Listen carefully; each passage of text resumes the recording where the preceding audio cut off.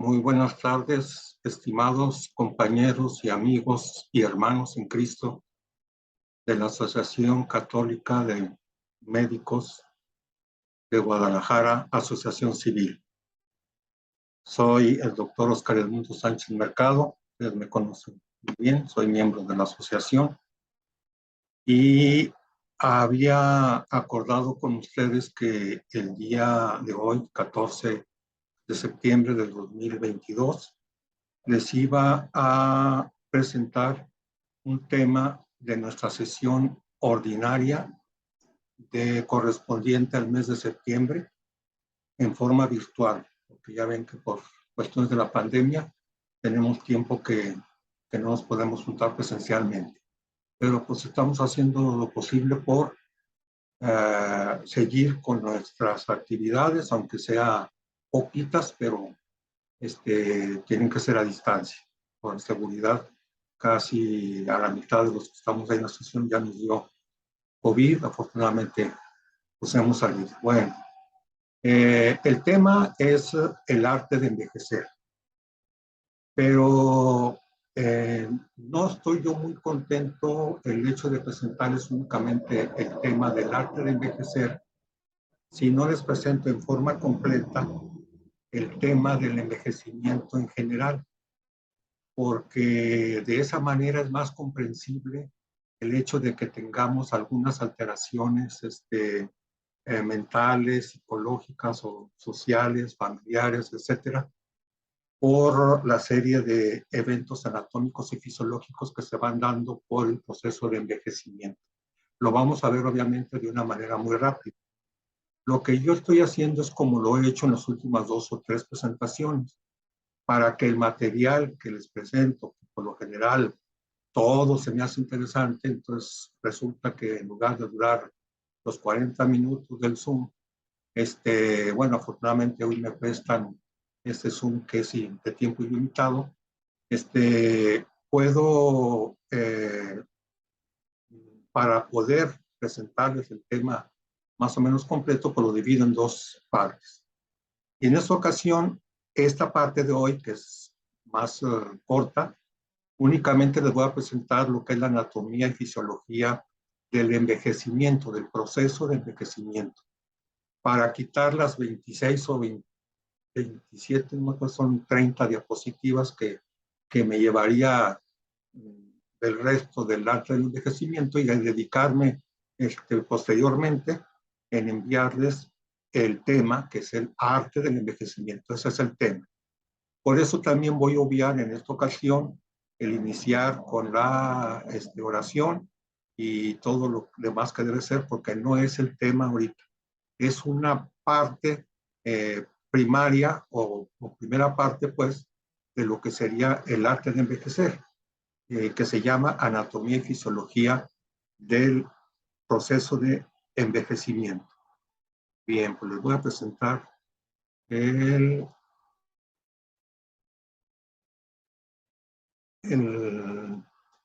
material que he preparado para ustedes. Si ustedes ven aquí la fecha, pues no es de febrero del 2020, era cuando estábamos en el tiempo de la pandemia. Para ese entonces yo pensaba presentarles el tema, pero por cuestiones de que estábamos aprendiendo incluso a manejar el Zoom y demás, bueno, pues se quedó ahí. Y ahora que lo veo de nuevo, pues pensé que sería interesante presentar. Bueno, déjenme volverme acá para que me vean, si no,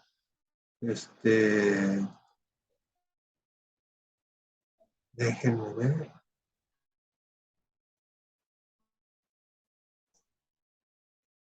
Un momentito, perdón.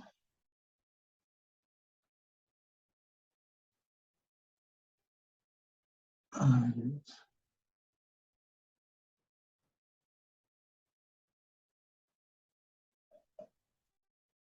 bueno, ahora sí, ya me pueden ver a mí para que vean que no, no me están sustituyendo.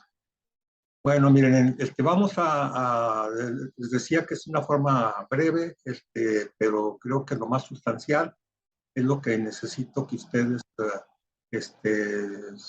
lo entiendan, lo comprendan, para ver la segunda parte, que se las pasaré después de esta. Me voy a poner a grabar la segunda parte. El envejecimiento implica una serie de cambios morfológicos y fisiológicos en todos los tejidos, y su conocimiento permite comprender las diferencias fisiopatológicas entre los adultos mayores y el resto de la población adulta. El proceso de envejecimiento es un proceso constante. Desde el nacimiento estamos envejeciendo. Es más, si ustedes no se han dado cuenta, pero ya tenemos 6 minutos más viejos. O sea, es algo que nacemos, crecemos, nos reproducimos, envejecemos y nos morimos. Así es la ley de la vida y pues bueno, hasta ahorita por más esfuerzos que han hecho cantidad de investigadores y personas muy adineradas, reyes de la antigüedad que buscaban no envejecer, etcétera, pues se encontraban con que pues no era posible, nunca fue posible. El cáliz de la eterna juventud, o como se le llamaba. Bueno, y seguimos así todavía, aunque cada vez vamos adelantándonos bastante, es increíble, pero poco a poquito pues ahí la llevamos. Las teorías del envejecimiento, como les dije desde ahorita, son desde tiempos inmemorables, a tal grado que en una bibliografía que también se lo voy a anexar aquí, de 1900, ya se decía que había más de 300 teorías del envejecimiento en 1900. Es como cuando en la Facultad de Medicina nos decían que había las enfermedades que le llamaban la teoría, la enfermedad de las teorías, de las 1000 teorías. Por ejemplo, como era la eclampsia y otras más, ¿recuerda? Entonces los maestros nos decían, porque, y aparte nos decían que toda aquella teoría que trataba de explicar algo, pero que eran más de 2 o 3 teorías, pues era que ninguna era la acertada. O sea, entre más teorías hay, quiere decir que pues menos se conoce del tema. Esas teorías se han ido conjuntando debido a la diversidad que se han ido los investigadores, unos investigando una posible causa de envejecimiento, a nivel genético, a nivel bioquímico, a nivel fisiológico, celular, genómico, etcétera. Y entonces se fueron haciendo, hay muchas teorías ahorita, todavía, pero ya se van clasificando y van quedando en grupos, de tal manera que los que estudiaban algo se veían que realmente estaban investigando lo mismo que el otro en relación, por ejemplo, a la bioquímica, el metabolismo, las proteínas, etcétera. Y entonces se fueron haciendo esas teorías en una sola, o sea, las fueron conjuntando. Y se hicieron 2 grupos que se llaman las teorías no estocásticas y las teorías estocásticas. Nos interesan las teorías estocásticas, no vamos a entrar en esos detalles, no es el tema de ahorita, pero para que se entienda, esas estocásticas, ¿por qué es las que vamos a tratar? Porque son las que se refieren específicamente a la teoría déjenme ponerme en mente porque si no, no voy a poder ver, la teoría de la mutación somática. La mutación somática, la otra es el error catastrófico y la tercera es la alteración de las proteínas o problemas con la bioquímica y síntesis de proteínas. Esas son las 3. En cada uno de esos grupos hay cientos, no sabía decirles exactamente cuántas, pero son cientos, a lo mejor hasta miles, de investigadores que han estado tratando de experimentar y llevar a cabo todo lo que se pueda saber en relación a cada uno de las líneas que siguen de investigación. Nosotros vamos a tocar así muy rápidamente las 3 teorías. La primera que habíamos dicho que era el daño somático, y luego el error catastrófico y finalmente el de las proteínas. No recuerdo cómo las conjunté, pero vamos a empezar. Bueno, aquí está primero la teoría del error catastrófico. Esa teoría del error catastrófico es una teoría que se refiere a que hay una alteración en la síntesis de proteínas. Fue una teoría que cuando comenzó hace aproximadamente casi un siglo, se fue de gran aceptación. No se pudo comprobar experimentalmente, a pesar de que fue, digamos, muy aceptada por muchos investigadores en ese tiempo. Se dedicaron inmediatamente a tratar de llegar a cuál era esa alteración en la síntesis de proteínas que originaba problemas de envejecimiento de todos los organismos multicelulares, tanto en animales como en humanos. Pero pues no se pudo comprobar. Hasta ahorita no se ha comprobado, pero siguen apareciendo todavía algunas cosas que lo sustentan. Por ejemplo, la enfermedad de Alzheimer se pudo comprobar que es debida a una acumulación de proteínas, sobre todo de las beta-lipoproteínas, que se van acumulando y que van produciendo una lesión neuronal con atrofia y, bueno, con toda la sintomatología que sigue en la enfermedad. Todavía la teoría del Alzheimer, de la causa de la etiología del Alzheimer, está a nivel proteico, aunque ya hay otras novedosas, hay otras nuevas que, bueno, están, a lo mejor esa teoría del error catastrófico queda también a un lado y ahora es otra de las probables causas de la enfermedad de Alzheimer. El día 21 de septiembre se celebra el día del Alzheimer y posiblemente les presente un tema en relación con la enfermedad. La otra teoría muy importante y la que ha tenido una muy gran aceptación y todavía sigue hasta la fecha como una de las teorías fundamentales para entender el envejecimiento es la llamada la del estrés oxidativo, o la teoría de la desorganización celular o de la lesión celular debido a problemas por el estrés oxidativo, o sea, por la presencia de los llamados radicales libres. Los radicales libres. ¿Qué son los radicales libres? Me voy a brincar esta partecita y ahorita me regreso. Los radicales libres son, para que se entienda rápidamente, bueno, ya aquí estuve buscando ahorita y me encontré, ahí me van a disculpar, pero bueno, fue lo más parecido que me encontré. Miren, el átomo tiene un núcleo y unas órbitas alrededor, que giran alrededor del núcleo. En el núcleo se encuentran dos partículas. Pueden encontrarse dos partículas. No siempre están las dos. Puede estar nada más una u otra. La que siempre va a estar es el protón. El protón tiene masa y carga eléctrica positiva. Positiva. El neutrón, que es la otra partícula que está en el interior del núcleo, tiene masa, o sea, contribuye al peso del átomo junto con el protón, pero no tiene carga eléctrica. O sea, nada más sirve de peso, de contrapeso, junto con el protón, y dan el peso atómico. Bueno, una cosa importante, lo que puse yo ustedes aquí encima, claro, obviamente están en órbita girando. En la primera órbita hay 2 electrones, en la segunda hay 6, y así van. Pero siempre en la última órbita, sea el átomo que sea, siempre en la última órbita hay 8 electrones.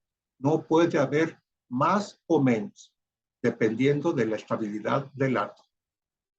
Entonces, fíjense ustedes, estos electrones no tienen una masa muy infinitesimal, o sea, es 0.0 a la 236, o sea, prácticamente se consideran para fines prácticos que no tienen masa. Nomás para fines prácticos, porque sí tienen una masa muy pequeñita, pero prácticamente no influye en el peso del átomo. Lo importante del electrón es que está girando constantemente y que es la fuente de la energía atómica, la fuente de la energía atómica libre, que libremente se desprende, los electrones.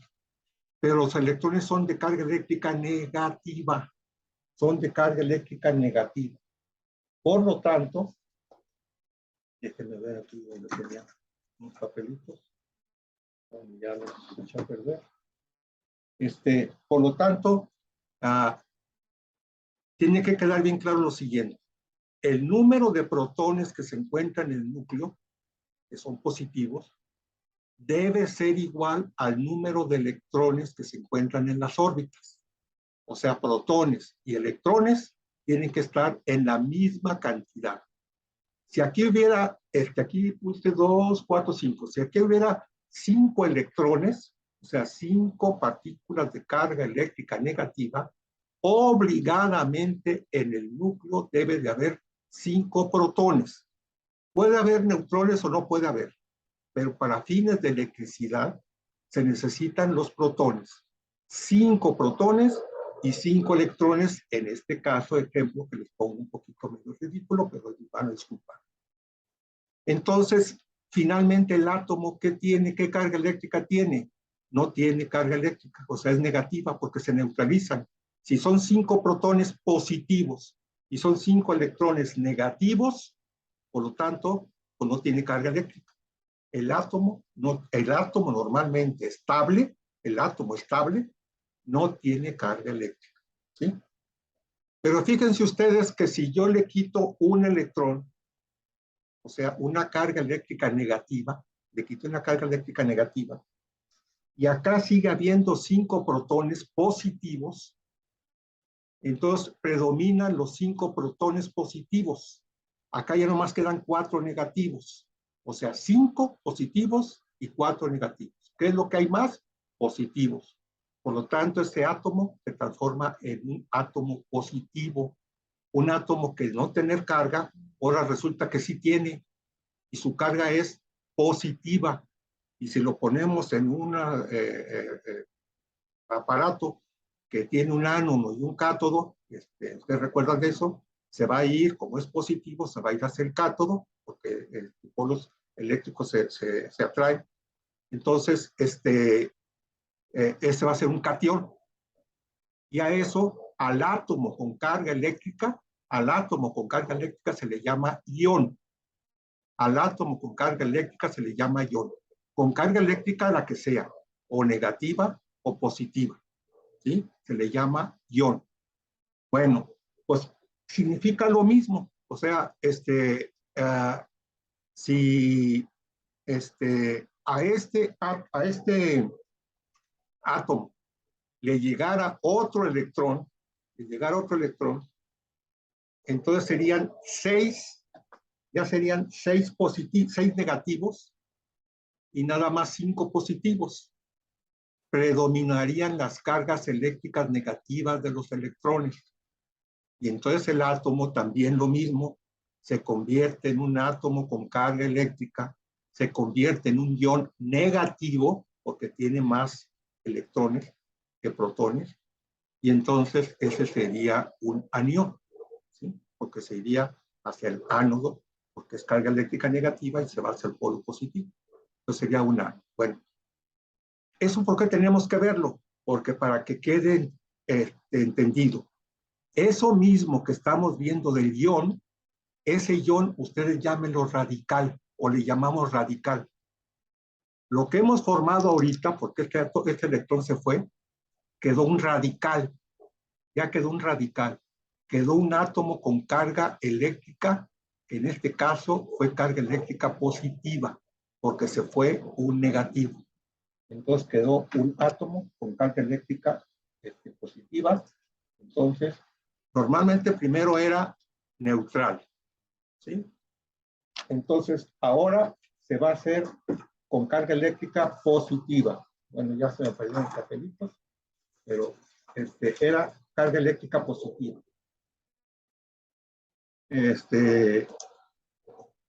Bueno, aquí los había dejado muy separaditos, pero bueno. Sí se entiende, ¿verdad? O sea, entonces una carga eléctrica, se fue un electrón negativo, quedó positivo. Pero ya es un radical libre positivo. Si está completo y llega otro electrón,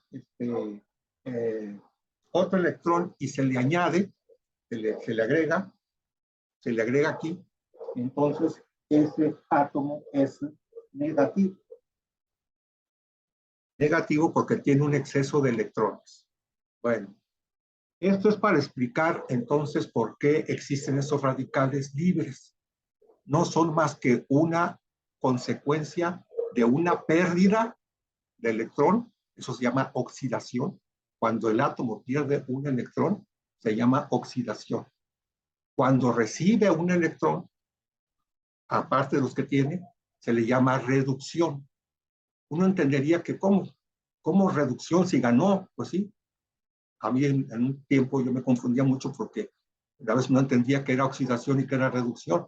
Si es reducción, al contrario, no se reduce, gana. Al reducirse gana un electrón. Pero bueno, lo importante es que los procesos de óxido-reducción no pueden estar separados. Tienen que ser obligadamente juntos.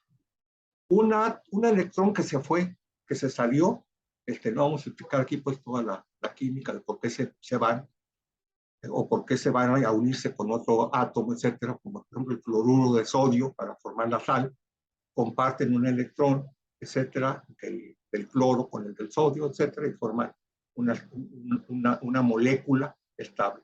La unión de dos átomos da origen a una molécula. Entonces, ese radical libre es un átomo inestable. El átomo ion o radical libre es un átomo inestable. De ser un átomo buena gente, tranquilo, digamos como un doctor Oscar Sánchez Mercado, de repente se transforma en algo furioso, se llena de ira, se llena de corajes, de destrucción, se vuelve loco, se aloca, pues, para que se entienda. Ese radical libre va a dirigirse a lo que encuentre a su alrededor, generalmente las células del cuerpo. Al llegar a las células, las ataca. El radical libre llega y las ataca, empezando por el citoplasma, por la membrana citoplásmica, luego por el citoplasma, los organelos, el retículo endoplásmico, el aparato de Golgi, etcétera, las mitocondrias, y luego va y puede llegar hasta el núcleo. Y en el núcleo, desbaratarlo, destruirlo y hacer que el ADN, los ácidos nucleicos, se salgan, se destruyan, se separen, y por lo tanto la célula pues se muere. Y entonces ese daño que provocan los radicales libres pueden ser ligeros, severos o tan intensos y tan extensos también que puede provocar que las células cambien su aspecto morfológico, anatómico y puedan llegar incluso a degenerar en metaplasia o anaplasia, en cáncer, o producir células anormales, con proteínas anormales, porque se ha destruido el proceso bioquímico del metabolismo de los ácidos nucleicos que van a formar. Todo el proceso que se lleva a cabo por los ácidos nucleicos es formar proteínas. Realmente las proteínas son la vida de la célula y la vida del ser humano es a base de proteínas. El metabolismo celular es prácticamente un metabolismo proteico, de síntesis de proteínas. Claro que ahí se llevan a cabo también el metabolismo de los carbohidratos, de los lípidos y demás, pero bueno, me estoy refiriendo muy para que se entienda en relación con los radicales libres. Entonces, ¿para qué se dan los antioxidantes? ¿Qué son los antioxidantes? Los antioxidantes, hagan de cuenta que es otra vez una sustancia, un átomo, en el que transporta una gran cantidad de electrones. Por ejemplo, el antioxidante más importante y más fuerte que tenemos, que existe hasta el momento, es la vitamina E. La vitamina E es el antioxidante más potente que hay hasta ahorita, incluso de los preparados medicamentosos, de los omega 3 y de todos esos, la vitamina E es superior, es lo máximo. ¿Qué es lo que hace? Lo que hace es que le damos el antioxidante, el átomo llega y se encuentra un radical libre y le da un electrón y le dice, ten, cálmate. Hagan de cuenta que le da un sedante a la célula, al átomo loco, al que está vuelto loco por la falta del electrón. Y le dice, si tu problema es que te falta un electrón y te volviste loco, mírate, ahí está tu electrón, cálmate, take it easy, y se acabó el problema. ¿Sí se entiende entonces ahorita cómo es? Bueno, el problema está en decir, me voy a estar tomando mis antioxidantes diariamente, se los aconsejo, ya sea el omega 3, la vitamina E o todos los que ustedes conozcan o les prescriban. ¿Por qué? Porque estamos tratando de impedir que se formen esos radicales libres en el momento del metabolismo interior, intermediario, normal. Pero no se puede evitar. No se puede evitar que estemos formando radicales libres en nuestro metabolismo, porque mientras tengamos la fosforilación oxidativa, que es donde el oxígeno llega a las células después de pasar por procesos de respiración y todo lo demás, al final de cuentas el oxígeno lo que hace, su papel del oxígeno es llegar a las células para intervenir en el proceso de fosforilación oxidativa. Acuérdense que el oxígeno no está en forma de átomo, sino en forma de molécula. O sea, es diatómico. Por eso se pone O2. O2. Son dos átomos de oxígeno los que están llegando a la célula y van a entrar al proceso de la fosforilación oxidativa, que nos llevaría pues tiempo explicar esto aquí ahorita a ustedes, pero que es después de lo que es el ciclo de Krebs, inmediatamente ahí en la mitocondria se lleva a cabo todo un proceso en la salida de protones del hidrógeno por medio de la acumulación de hidrógeno. Los protones del hidrógeno se salen y los electrones también.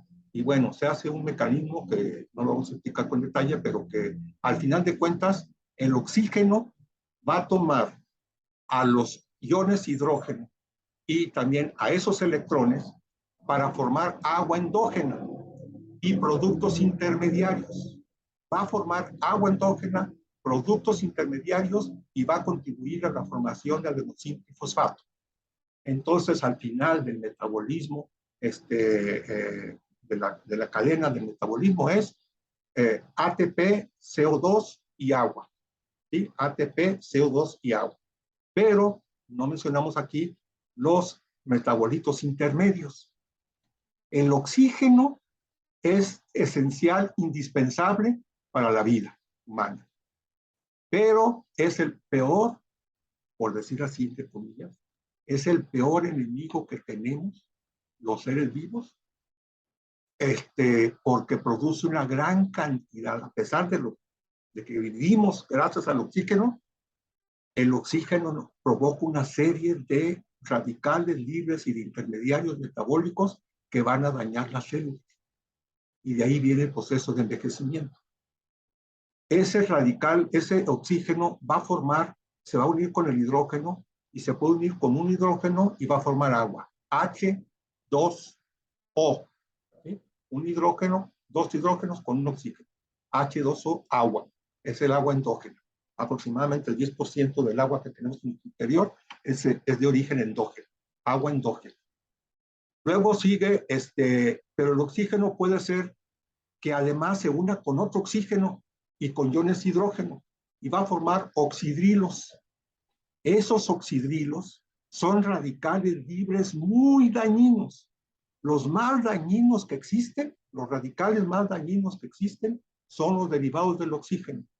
Los oxidrilos, OH, ¿se acuerdan? El OH, el peróxido de hidrógeno, H2O2, que también lo conocemos como agua oxigenada, y el superóxido, que es el PCOO, bueno, no algo así los nombres, el hidróxido, el oxidrilo, perdón, el peróxido de hidrógeno, el superóxido y los demás. Eso es por parte del oxígeno.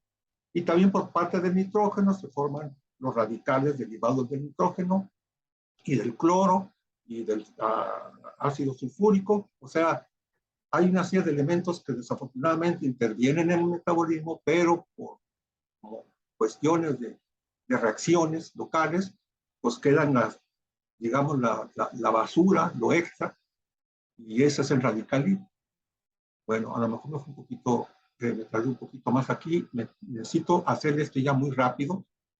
Esto no tuve la manera de tener aquí que ponerles, pero miren, esta es otra teoría. De las teorías, la última teoría y en la que se está llevando a cabo más experimentos y en la que se está tomando como que se encontró por fin la causa del envejecimiento, es la famosa teoría de los telómeros y de la enzima telomerasa. En esto se especifica que existen los cromosomas. En los cromosomas se encuentran los genes, los ácidos nucleicos, obviamente, contidos con los genes enrollados aquí en cada cromosoma, pero cada cromosoma, cada rama o cada haz del cromosoma, están unidos por dos, vienen en par, tienen en su parte extrema, cada uno de ellos, una especie de cápsula. A ver si por aquí, bueno, a ver, aquí voy a tratar de no es lo mismo, pero bueno, aquí con esto a ver si más o menos, para que se entienda. Hagan de cuenta que esto es un cromosoma. Claro que debe estar en forma lineal. Y cada uno de estos tapaderas que le puse yo aquí son los telómeros. Estos telómeros, ahí se llevan a cabo funciones de replicación de los ácidos nucleicos. Y de esa manera mantienen que los genes que se encuentran acá en el resto del cromosoma no sufran alteración o la alteración sea mínima al momento de la replicación. O sea, que no haya mutaciones interiores. Esto lo protege el telómero por medio de la telomerasa. Desafortunadamente, y eso está perfectamente demostrado, por eso se dice que es la teoría ahorita que se está estudiando más en relación con el envejecimiento. Si ustedes ven en la pantalla, la parte inferior, cómo se ve una especie como si fueran unos dedos con sus uñas, por decirlo así, la parte azul sería el equivalente de la uña. Fíjense que conforme se va reproduciendo la célula, en la célula se van reproduciendo los cromosomas, el telómero se va desgastando, se va haciendo más pequeño, se va haciendo más pequeño, se va haciendo más pequeño, se van haciendo más pequeños, las tapaderas extremas, hasta que llega un momento en que se acaban. ¿Sí? Después de tanta replicación y replicación y replicación, se acabaron. ¿Y eso qué origina? Que entonces los ácidos nucleicos ya no serían protegidos por los telómeros y entonces empiezan a desarrollarse unas alteraciones internas de ácidos nucleicos en la recombinación y la transcripción y van a originar alteraciones celulares, células imperfectas, células mal acabadas, que van a desencadenar que lleguen a la apoptosis. A la apoptosis se forma una sustancia que se llama lipofusina. Esa lipofusina es la causa por la cual se van a producir las apoptosis, que son las muertes celulares programadas, y entonces se van acabando los tejidos, se van disminuyendo su volumen, se van atrofiando, etcétera, y eso es lo que va sucediendo conforme van pasando los años de nuestra vida. Y les digo ahorita, ya llevamos media hora con unos telómeros que quizás no nos llevarán. Bueno, esas son las teorías más importantes para explicar el envejecimiento. Aquí estaría lo del estrés oxidativo, que aquí sí tengo que hacer algo que no se me vaya a pasar, porque miren, el estrés oxidativo lo estoy viendo yo únicamente en las sustancias, en el oxígeno, en el nitrógeno, en el cloro, en el sulfatos, etcétera, o sea, en el metabolismo intermediario. Pero no es nada más eso. También existen efectos externos al medio, al ser humano, o sea, en el medio ambiente. Radiaciones que van a llegar a nuestro cuerpo y que van a producir alteraciones en los átomos, de tal manera que esas radiaciones tumben los electrones, los despedacen y entonces formen radicales libres, o bien la radiación directamente, la radiación sin nada, directamente va a llegar y va a destruir la célula. La radiación para que pueda provocar daño celular, fíjense bien, la radiación para que pueda provocar daño celular necesita de ser una radiación ionizante. radiación ionizante. Cuando ustedes lean un libro, una revista o escuchen en YouTube o donde sea que las radiaciones están produciendo ciertas alteraciones más, nomás pregúntenle, oye, ¿esas radiaciones son ionizantes o no ionizantes? Si son radiaciones no ionizantes, no van a provocar alteraciones celulares con daño celular importante, y envejecimiento, neoplasias, cáncer y lo demás. Si son radiaciones ionizantes, por ejemplo, las que ponemos los dos ejemplos, las que han estado haciéndose de mucha fama, que son las radiaciones de ahora de los teléfonos celulares de la 5G, hasta ahorita, si no es que nos están mintiendo, ya ven que ahorita es un mundo de puras mentiras, las radiaciones 5G se dice que son no ionizantes. O sea, a esa no tendríamos que tenerle miedo, si nos dicen la verdad. Y la radiación es un ejemplo de las radiaciones ionizantes, que todos lo tenemos en casa, es el del horno de microondas. El horno de microondas produce radiaciones gamma, o sea, radiaciones ionizantes. Las radiaciones ionizantes son radiaciones gamma. Las radiaciones gamma son ionizantes. Las radiaciones alfa y beta son no ionizantes. Las gamma son ionizantes. El horno de microondas produce radiaciones gamma y por lo tanto puede producirnos daño a nosotros. Entonces un consejo es que cuando pongamos el horno de microondas, de ser posible no tenerlo, debería ser el consejo de hace decenas de años cuando apareció eso, que no lo usáramos, pero pues ya ven que ya nos acostumbramos a eso y ahí estamos. Se ha encontrado que esas radiaciones gamma no alcanzan más de 2 metros de distancia del aparato donde está la persona. Entonces, siempre que se prende un horno de microondas, nunca se vayan a poner ahí cerquita esperando a que se caliente el agua para el café o lo que hayan puesto, porque entonces están recibiendo radiaciones ionizantes y se están radiando. Una de las causas más frecuentes de eso es la formación de cataratas por el horno de microondas. Bueno, eso es todo en relación con el envejecimiento. O sea, quisiera dejar nada más ahí y hacerlo esto de 3 partes para seguirles diciendo todo en relación con lo que es la actividad del envejecimiento. Pero acuérdense de esto, ya se encontró la manera de no envejecer, ya se encontró. Si tú le dices a una persona, ¿no quieres envejecer? No, yo no quiero envejecer. No respires, no respires, porque el oxígeno que estás introduciendo es el causante de tu envejecimiento. Y pues sí, no respiran y pues no envejeció, pero se murió joven. O sea, perdón que lo tome de esa manera, es contradictorio o contraproducente, no sé qué encontrar la palabra, pero necesitamos el oxígeno, pero el mismo oxígeno nos está produciendo daño y nos está produciendo envejecimiento. ¿Por qué? Porque pues así es esto. Posiblemente que nuestro Señor dispuso la forma en que se tuviera que hacer, desde el punto de vista bioquímico, físico, como lo quieran llamar. Bueno, ahora sí vamos a pasar rápidamente a lo que son las alteraciones. Miren, yo nada más les voy a poner de algunos órganos y sistemas que me interesa que ustedes los tengan presente cuando veamos por qué el anciano o el adulto mayor va a tener ciertas consecuencias en su vida mientras siga envejeciendo. Fíjense bien, les quiero aclarar que vamos a ver el adulto mayor sano, sin comorbilidad, porque ya el envejecimiento también se puede explicar por la comorbilidad.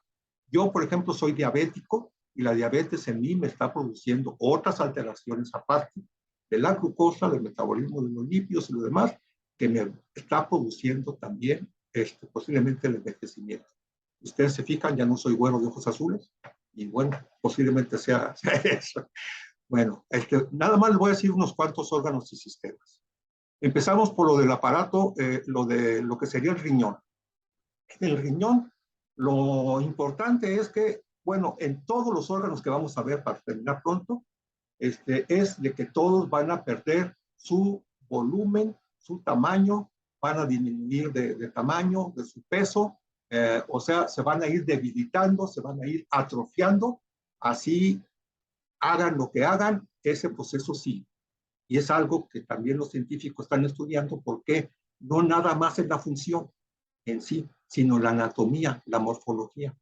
Por alguna razón, el órgano va disminuyendo de tamaño, se va disminuyendo de volumen, se va atrofiando. Y sucede con el corazón, con los riñones, con el cerebro, con todo, se va disminuyendo, porque así es un proceso que ya está establecido, posiblemente, digo, no quiero meterme en otras cosas, pero ya está establecido y se va haciendo.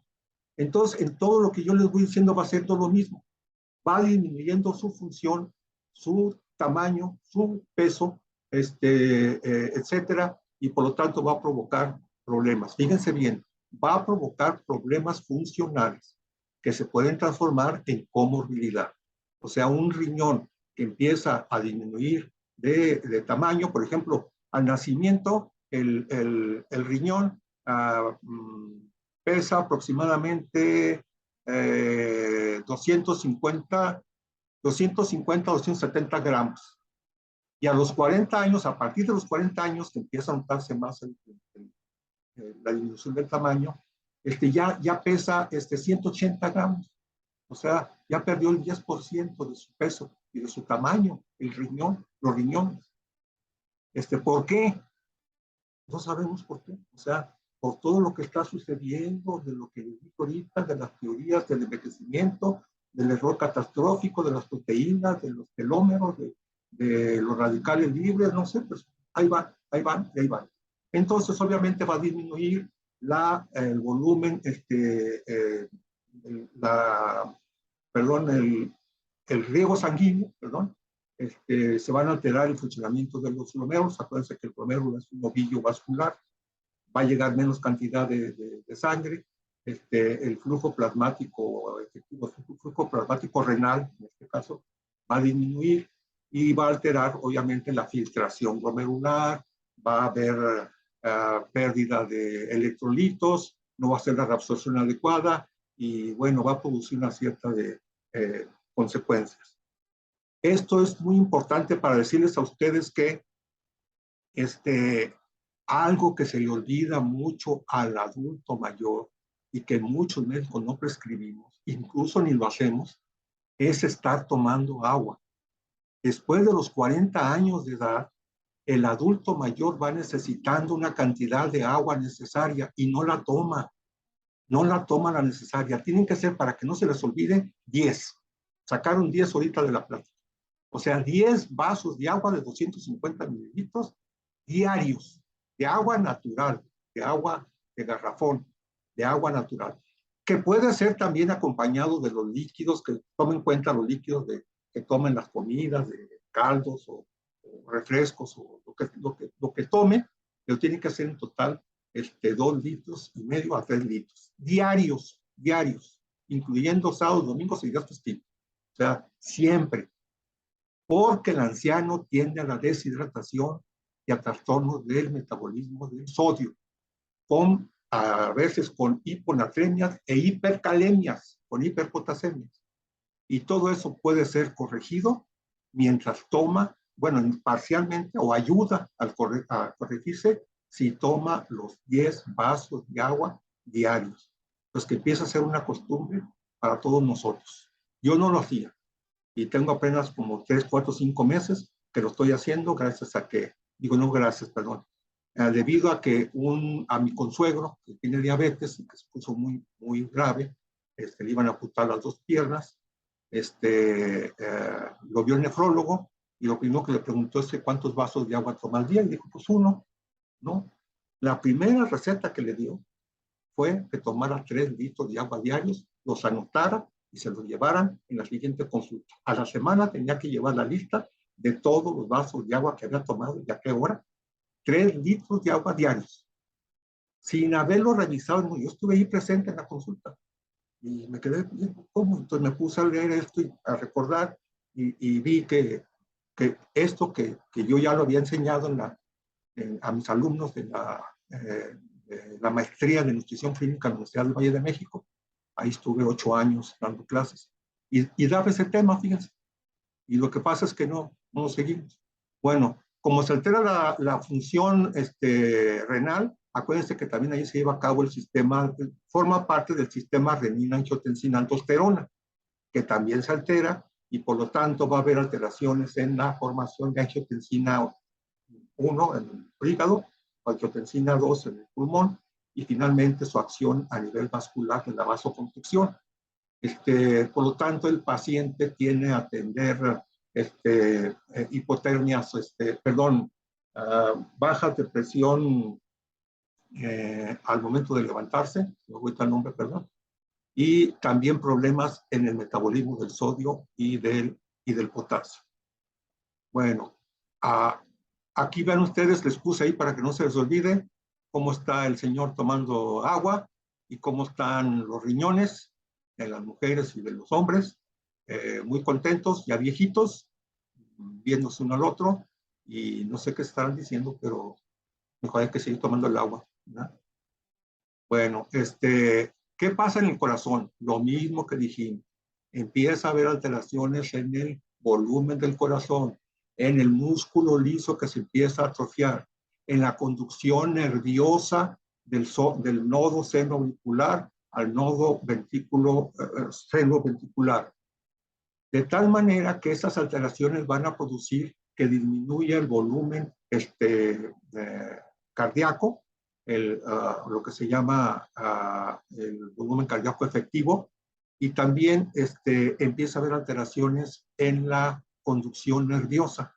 Y es muy frecuente que llega casi entre el 10 y el 18%, bueno, según algunas estadísticas, de que pacientes mayores de 40 años empiezan a desarrollar arritmias, y la arritmia más frecuente que se empieza a desarrollar es la de la fibrilación auricular.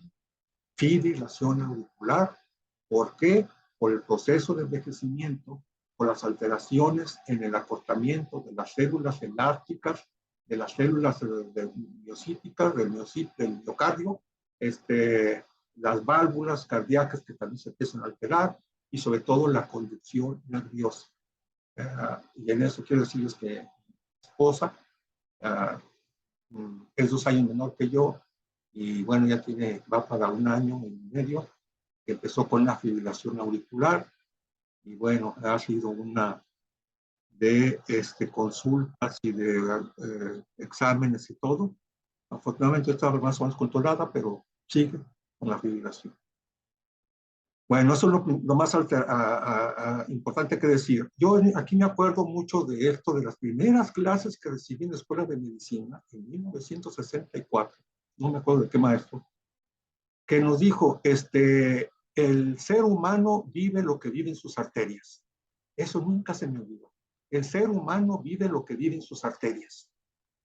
Dice, hagan de cuenta que ustedes tienen una bomba del agua y tienen una tubería que lleva el agua a toda la casa y que todo lo demás, y de repente se empiezan a tapar los tubos por lo viejo que están, se oxidan por dentro, se tapan y todo lo demás, y entonces, pues si fuera un solo tubo lo podían cambiar, pero ¿cómo van a cambiar toda la instalación? Hay que destruir toda la casa y volverla a poner de nuevo. Hagan de cuenta que es así el ejemplo en el humano. ¿Cómo vamos a poner los cientos de kilómetros de vasos arteriales en el cuerpo? Pues no se puede. ¿A qué fue debido? Generalmente a problemas de trastornos de lípidos, de los triacilgliceroles, triglicéridos y de colesterol. Pero también a que hay un endurecimiento progresivo de las paredes arteriales. Aunque no hubiera colesterol ni aumento de los lípidos, las arterias por sí mismas, por la edad, debido a alteraciones en las paredes de las fibras de elastina y de las fibras musculares, etcétera, de las arterias, se van acortando, se van destruyendo y se van endureciendo, se van sustituyendo por tejido fibroso, se va haciendo el proceso de la arterioesclerosis, y también puede ser de la ateroesclerosis, o sea, si se le agrega además el colesterol.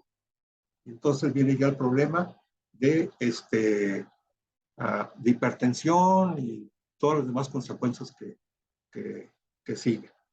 Bueno, ahora pasamos, aparte después el envejecimiento del corazón, que aquí se los muestro, en donde la función cardíaca en reposo en ancianos no sufre grandes cambios y el anciano está en reposo, camina muy poco, camina despacito, no le nota nada.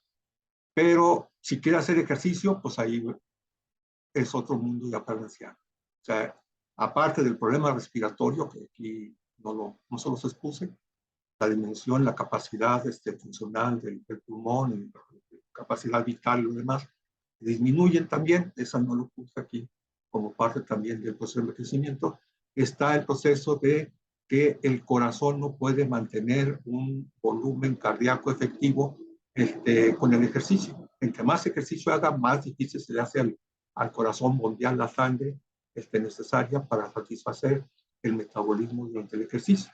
Entonces, pues obviamente el anciano tiende a ser a una tendencia pasiva, a estar sentado, a caminar poco, a casi no hacer ejercicio y lo demás, que ahorita vamos a ver, lo que origina un problema a nivel muscular muy importante. Bueno, la otra cosa que sí es muy importante que recuerden, y es la que única que les iba a pasar a ustedes, es la del cerebro, el envejecimiento cerebral. También lo mismo, existe una disminución del volumen cerebral, existe una atrofia en algunos ganglios del cerebro, en algunas zonas del cerebro. El cerebro humano disminuye progresivamente su masa en relación al envejecimiento a una tasa aproximadamente de un 5% de su peso por cada 10 años. Cada 10 años el cerebro va disminuyendo 5%, 5%, 5%. ¿Y saben desde cuándo? Desde los 40 años de edad. Por eso se toma los 40 años como, a uno le han llamado como, digamos, la segunda mitad de la vida. O sea, ahí empezó la menopausia, ahí empieza la andropausia, ahí empieza a disminuir todo, en debilidad, en fuerza, en volumen, en todo, a partir de los 40 años. Y eso está demostrado con mediciones, experimentos y demás. A partir de los 40 años, si nos alcanzamos a llegar a los 40, bueno, pues qué bueno, y le seguimos, y los que ya vamos a completar en otros 40 más, pues imagínense ustedes. Todo lo que hemos perdido de volumen cerebral, encefálico, que es la masa encefálica. Y aquí ponemos una diapositiva en que se ve el cerebro joven, ¿verdad? Y el cerebro envejecido, como una comparación de que pues es imposible evitar. Eso hasta ahorita no ha habido manera de que se pueda evitar. Se sigue perdiendo el 5% de la masa encefálica por cada 10 años, por cada 10 años. Y lo mismo entonces sucede pues con todo el contenido del cerebro, los ventrículos, el líquido cefalorraquídeo, los ganglios basales, los ganglios de todos los centros reguladores de funciones. Acuérdense que pues gracias al cerebro pues tenemos el funcionamiento global del cuerpo humano. Y les pongo aquí esto que lo vamos a brincar porque luego les voy a dar una plática específica sobre el Alzheimer, pero nada más para decirles, ponerles esta gráfica, como de este lado, en el lado izquierdo para mis vistas, para mí, para ustedes, está un cerebro sano, de un volumen normal, con su corteza cerebral bien diferenciada, con sus ganglios basales, con sus ventrículos, etcétera, todo normal, pues. Y fíjense el cerebro enfermo, el cerebro del Alzheimer. ¿Cuál es el meollo, digamos, del Alzheimer? Lo subyacente del Alzheimer es que es un cerebro que se ha atrofiado, que ha perdido su masa encefálica, no nada más su funcionalidad. Esa funcionalidad ha sido a consecuencia de la disminución o de la atrofia del cerebro. Ya hay también Alzheimer del joven, no nada más tiene que ser de los 40 años. Hay Alzheimer de los jóvenes. Hay una zona en los Altos de Jalisco, principalmente en Tepatitlán, Arandas, Jaros y eso, que se está encontrando pacientes con Alzheimer de inicio temprano, que se llama Alzheimer en los jóvenes. Mi hijo hizo una maestría, un doctorado, maestría pues y doctorado en neurociencias, y está jefe del área de posgrado en Igualtos, de Guadalajara, en Tepa, y su tesis fue en relación con el Alzheimer y con la enfermedad por priones. Entonces, él ha hecho varios estudios sobre eso y por eso estoy enterado de ese Alzheimer en jóvenes. Bueno, aquí lo importante pues es ver que el hecho de que el cerebro se afecte, pues va a afectar todas las funciones importantes de la coordinación motora, sensitiva y sobre todo la cuestión de la memoria, del hipocampo, las alteraciones de todos sus neurotransmisores, la serotonina, la dopamina y todo, se van a la acetilcolina, etcétera, se van a producir en menos cantidad y lo demás, y por lo tanto lo que va a producir es una alteración sensitivo-motora y sobre todo también cognitiva y conductual. Y entonces eso puede explicar muchas cosas de lo que sucede en el anciano, en su forma de pensar, en su forma de ser, en su forma de comportarse, por su situación particular de alteraciones anatómicas y funcionales de su cerebro. Les quiero recordar que en la literatura reciente, digamos de 10 años a la fecha, ha aparecido un término, que por ahí lo van a ver ustedes, que se llama ambioma, que es un término que sirve para abarcar desde el punto de vista conceptual el mundo que rodea al individuo y que es determinante en la tasa o progresión del envejecimiento del cerebro. Entonces se le llama ambioma. El ambioma sería un conjunto de elementos no genéticos, pero que son elementos que están cambiando, pero elementos que rodean al individuo en su medio externo o en su interior, ¿verdad? Aunque junto con el mismo genoma y con la epigenoma, acuérdense que ya tenemos que acordarnos que ya aquello de que yo no me preocupo porque ninguno de mis familiares tiene diabetes, así que yo no tengo tendencia a la diabetes, no tengo herencia de diabetes, olvídense, eso se acabó. Ya se encontró que por la epigenética, por las alteraciones ambientales, por el simple hecho de que un ácido nucleico, en lugar de acetilarse en su cadena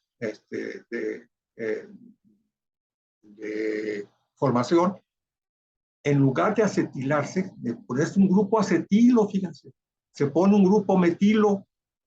El hecho de que se ponga un grupo metilo, ¡pum!, hagan de cuenta que apagan. Para que se entienda más rápido, ahorita está el gen encendido, ¿sí? Un gen encendido, está acetilado, normal. Pero fíjense ustedes, se apagó la luz, se metiló, o sea, un grupo metilo se metió a la cadena del el ADN y lo apagó. No lo acabó con él, no lo alteró, no le hizo nada. Lo único que hizo es que lo apagó. Le puso en lugar de on, le puso off. Apagó la luz. Y ahí está. Esa es la epigenética. Entonces ahora, con esa epigenética, podemos ahora sí empezar a tener alteraciones que no se explicaban por el genoma normal, el genoma de cuando la luz estaba prendida. ¿Sí me doy a entender? Por el epigenoma, la epigenética. Luego les voy a dar una plática de la epigenética. Bueno, aquí está un resumen, hasta aquí me iba a quedar, con eso termino, es exactamente la hora. Para decirles ya en pocas palabras qué es lo que sucede con todos los aparatos, lo que yo pues puse como principal: el cardiovascular, el renal, el nervioso central, el muscular, y en relación a los metabolismos, principalmente de la glucosa, aunque también desde el agua, los electrolitos y lo demás. Y bueno, hasta ahí está. Ya bien tiempo, es la hora, ahí se debe terminar. Pero miren ustedes, me interesa mucho decirles a nivel de la función muscular, porque en el anciano empieza a haber alteraciones osteomusculares muy importantes. Yo tengo compañeros, ustedes se han dado cuenta de varios compañeros de la generación que han tenido problemas de cadera, que los han operado de la cadera, de la rodilla, de la columna vertebral, etc. También podemos ver que por cuestiones de trabajo o de, no sé decirles por qué motivos, no hacen ejercicio. El hecho de no hacer ejercicio lo que van a acelerar es que las células musculares, que normalmente, igual como fue en el cerebro, en el corazón y todo lo que les he dicho, se están acortando, se están acortando, se están acortando y disminuyendo de volumen. Todas las células musculares empiezan a disminuir su volumen y su tamaño. Pero si no hacemos ejercicio, eso puede llegar a tal extremo que después ya sea prácticamente imposible hacer la movilidad normal de nuestras extremidades o de partes de nuestro cuerpo. Eso se le llama sarcopenia. Hay que tenerle miedo a la sarcopenia. ¿Cómo se evita? Porque es evitable. Simple y sencillamente con el ejercicio. Y un ejercicio tan sencillo, tan simple y hasta ayuda para la cuestión mental. No hay antidepresivo más bueno, de los mejores, que el de caminar. Caminar a paso normal. Caminar a paso normal y con eso tienes un descanso a nivel psicológico, mental. Y aparte tienes un ejercicio, un incremento o tratas de evitar la disminución del tamaño y el volumen y el acortamiento de las fibras musculares. Dos cosas importantísimas con el solo hecho de caminar. ¿Cuánto? Con 15 minutos al día tienes. Con 15 minutos de caminar normal, diario, o hacer cualquier ejercicio, pues, de 15 minutos. 15, 20, 25, 30 minutos, tampoco hice a los extremos. Acuérdense que tiene un corazón que empieza a no responder adecuadamente.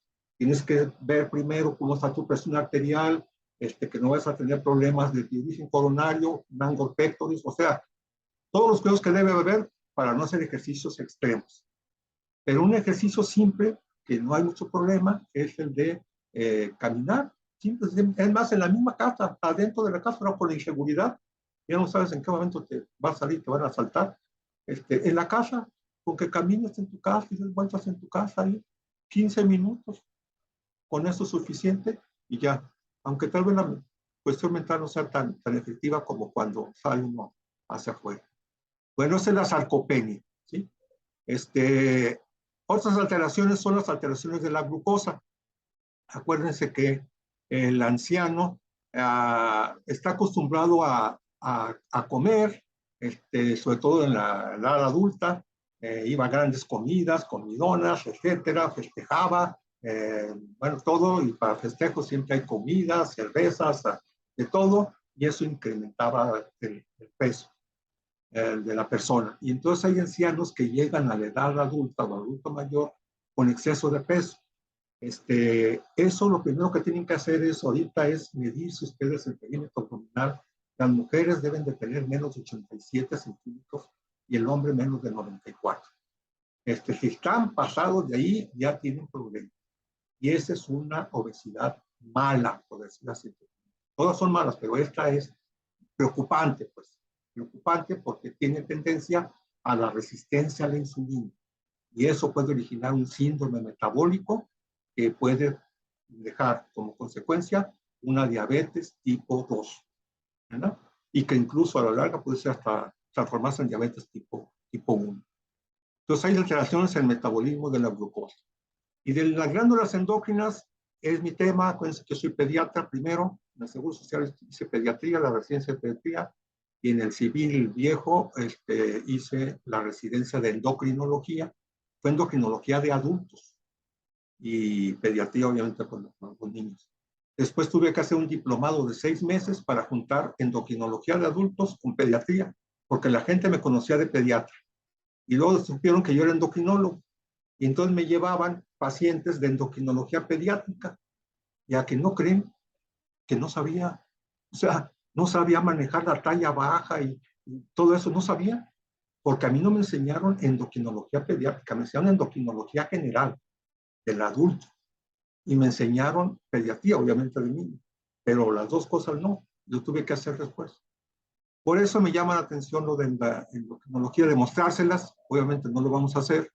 Acuérdense nada más las cosas importantes. Existe la menopausia en la mujer, disminución, todo es disminución. Acuérdense, todo es disminución de tamaño, de volumen, de función y todo. Entonces, todas las glándulas del cuerpo humano y las glándulas endócrinas también van a disminuir su función, su tamaño y su función. Entonces, ¿qué vamos a esperar? Pues vamos a alterar, dependiendo de la hormona que se esté afectando. Si son las del tiroides, pues puede llegar incluso a un grado tan extremo que puede llegar hasta un hipotiroidismo.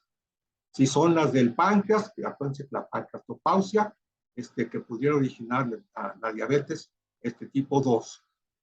Si es a nivel de la médula suprarrenal, de las glándulas suprarrenales, que ahí se encarga de producir corticoides, y que también intervienen en la regulación de los ciclos de ritmos circadianos y lo demás, pues se va a alterar y entonces ya va a haber una respuesta no muy aceptable para los estados de estrés, de enfrentamiento o de huida del anciano.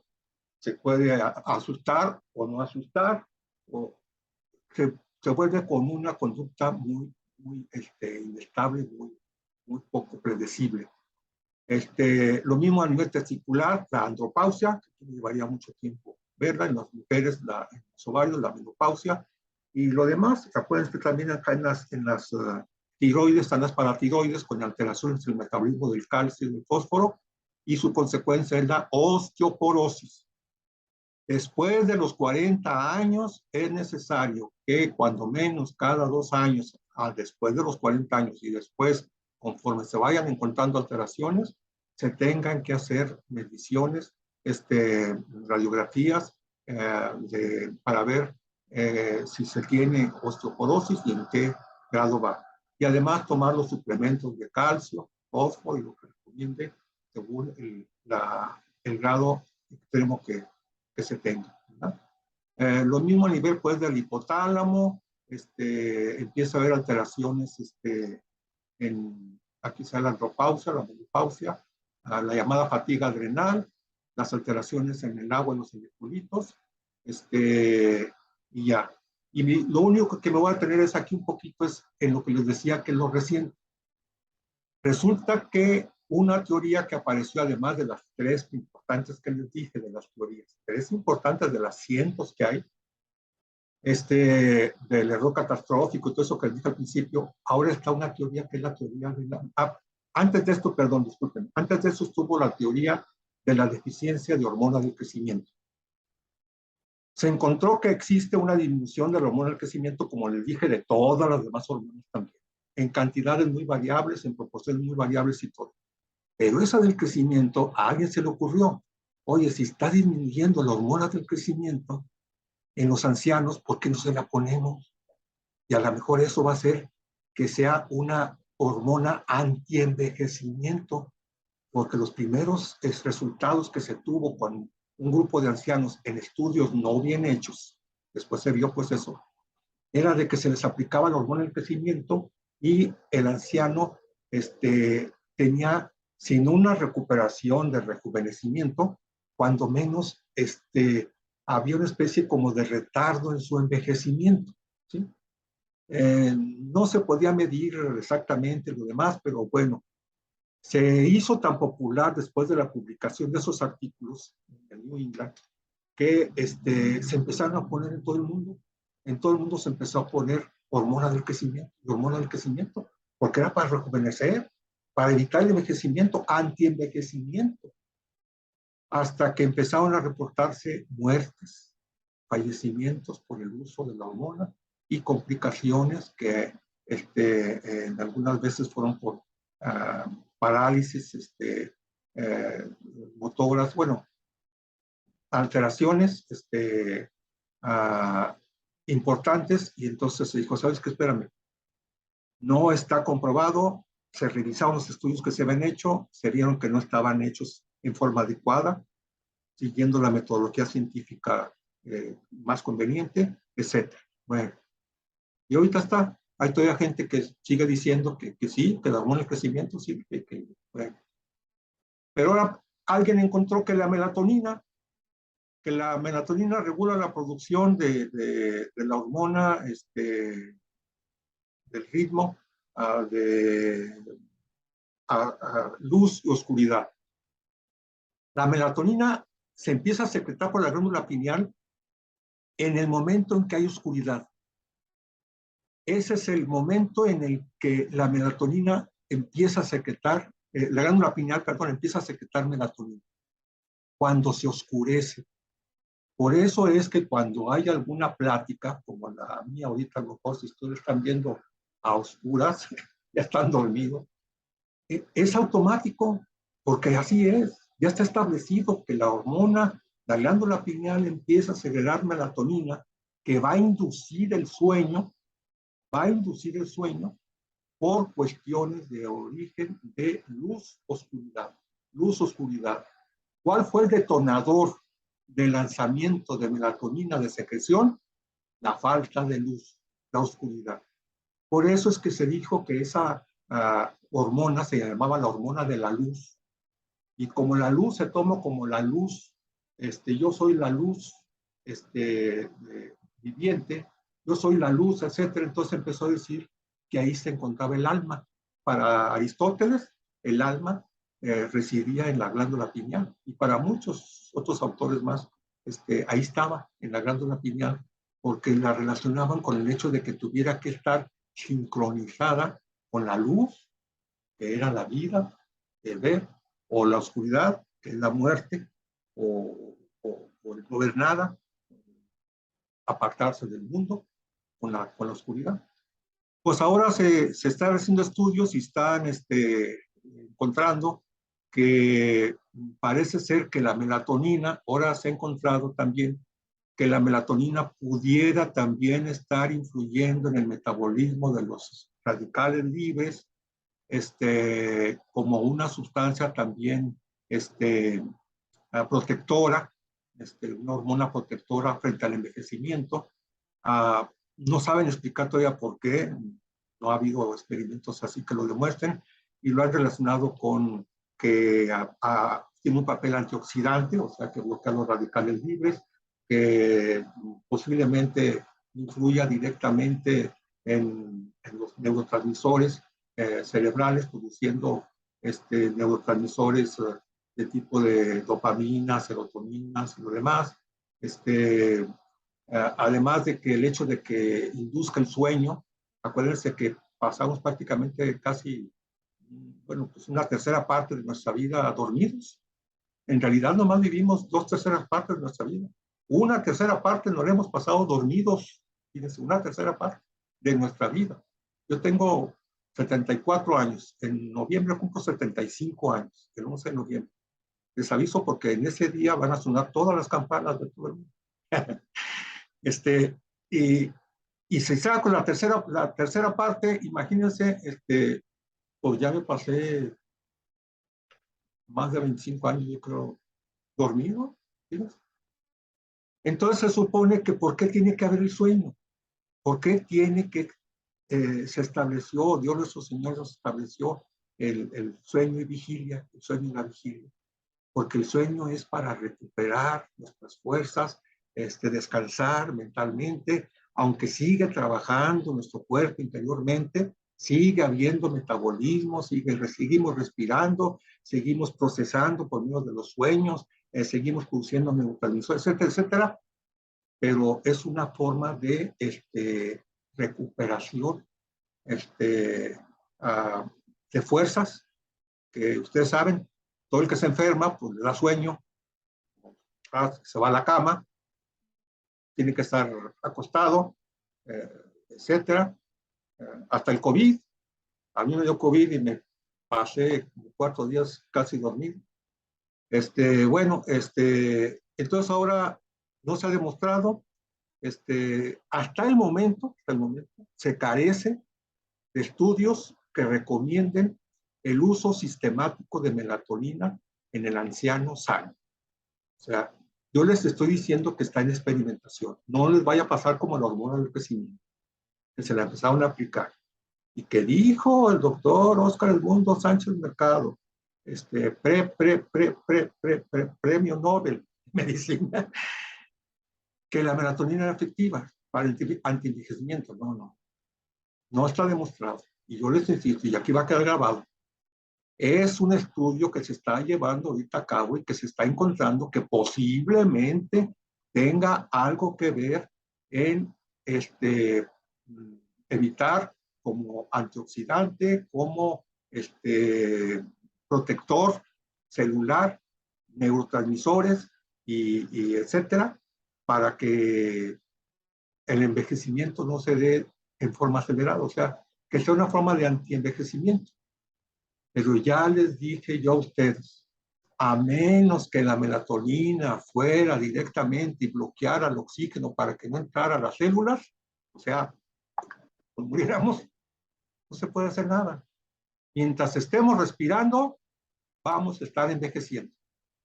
Eso está establecido y permítame decirlo, que no sé si, ojalá no vaya a decir una apostasía de religión, que eso puede decir, pero a lo mejor es un mecanismo divino que dijo, todos van a nacer, crecer, reproducirse, envejecerse y morir.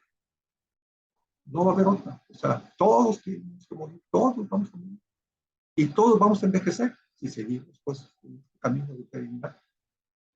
Pero, ¿qué tenemos que hacer?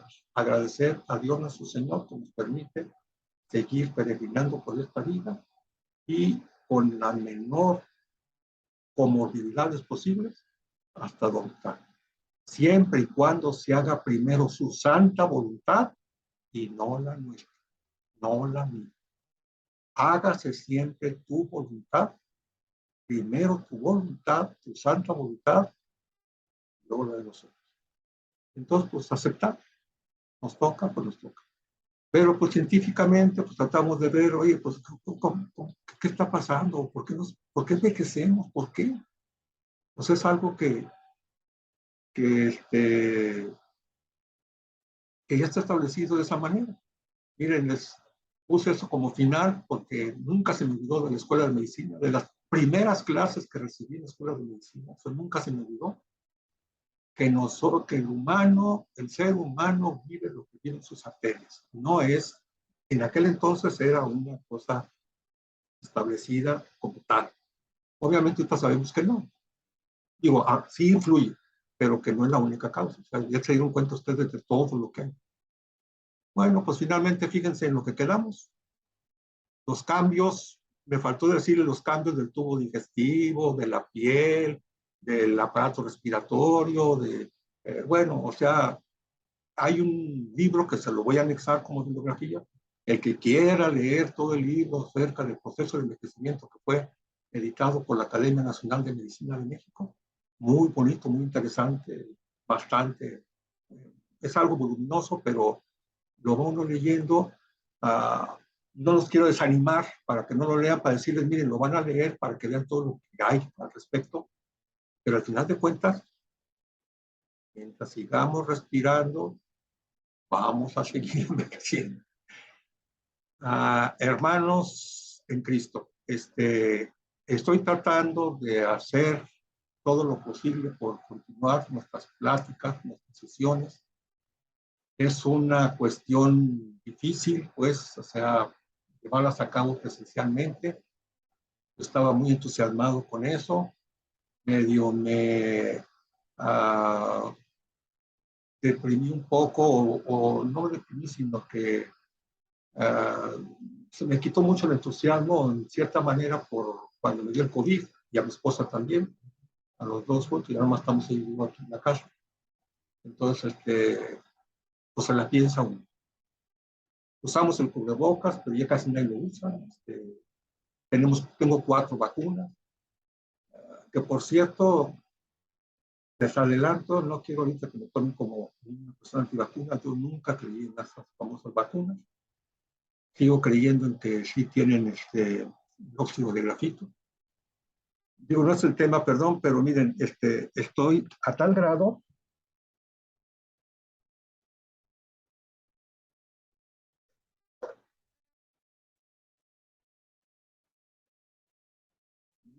lo que llega el hecho de querer aprender por uno mismo. Me compré un microscopio y me compré un material que detecta el óxido de grafito, porque acuérdense que el óxido de grafito se elimina por la orina. Los primeros 4 meses duran en eliminarse del cuerpo humano. Por eso es que nos ponemos la vacuna cada 4 meses. Porque el nuevo orden mundial quiere terminar con 2/3 partes de los seres humanos. Los masones a nivel de todo el mundo se están metiendo también, desafortunadamente, dentro de la Iglesia Católica. Bueno, eso está establecido.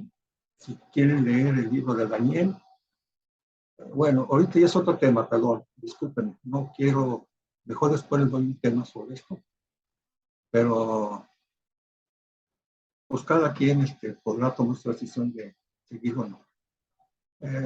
Voy a programar una sesión sobre el nuevo orden mundial y después a lo mejor me atrevo a hacer una sobre las vacunas, que eso es peligroso porque no se puede tocar ese tema sin mucha libertad. Bueno, pues que Dios los bendiga y nos pedimos con una oración. Padre nuestro que estás en el cielo, santificado sea tu nombre. Venga a nosotros tu reino, hágase Señor tu voluntad, así en la tierra como en el cielo. El pan nuestro de cada día, dánoslo hoy, perdona nuestras ofensas, así como nosotros perdonamos a los que nos ofenden. No nos dejes caer en la tentación y líbranos de todo mal. Amén, Jesús. Hasta luego, hermanos en Cristo. También se lo voy a compartir a los compañeros de mi generación 6470. Ahí tengo también todos, son muy buenos amigos, excelentes compañeros. Y se los voy a compartir también este tema, a ver quién lo lee, quién le interesa. Y bueno, seguiremos aquí. Yo los voy a tener informados acerca de cuándo serán las otras pláticas. Y ahorita con este video que les voy a mandar, les voy a anexar la bibliografía de este video. La próxima semana, el próximo miércoles, coincide con lo del Alzheimer, así que es posiblemente antes, posiblemente a lo mejor mañana, les mande el tema del arte de envejecer. El arte de envejecer, que yo tenía un material de hace mucho tiempo, pero que me renové mucho por un libro que me recomendó nuestro excelente amigo, que él dice ser el último de los amigos, porque es el último de la lista de la generación, mi compañero, nuestro hermano en Cristo, Eduardo Zúñiga González. Excelente amigo, excelente, muy preparado y muy estudioso y aficionado a la lectura. Yo le agradezco mucho que me haya recomendado ese libro, a tal grado que, miren ustedes,